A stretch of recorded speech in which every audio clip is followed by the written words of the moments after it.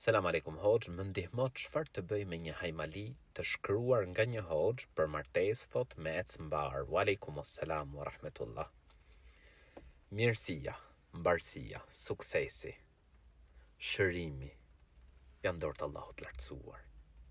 Zoti i gjithësisë është ai që na ruan, është ai që na mbron, është ai që na jep sukses. Wa idha maridtu fa huwa yashfin. Dhe kur unë sëmurem, ai më shëron. Nuk të shëron hoxha, nuk të shëron hajmalia, nuk të shërojnë nuskat.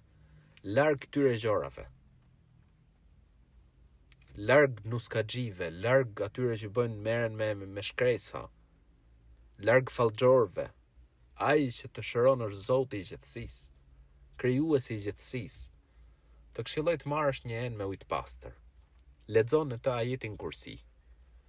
Lexoj 3 suret e fundit të Kuranit. Merre këtë hajmalina ç'a mund t'jetë. Nëse ka diçka të lidhur zgjidhe, më pas merri të gjitha, futi tek ena e ujit, fërkoja atë letrën derisa t'i ik boja. Më pas merri digji dhe mos u merr me ta. Merri shkaqet për martesë dhe lutju Allahut lartësuar. Ud'uni astajib lakum, lutmoni mua të përgjigjem ju, thot Zoti i gjithësisë. Allahu i rujt. Mos harxho lek kot.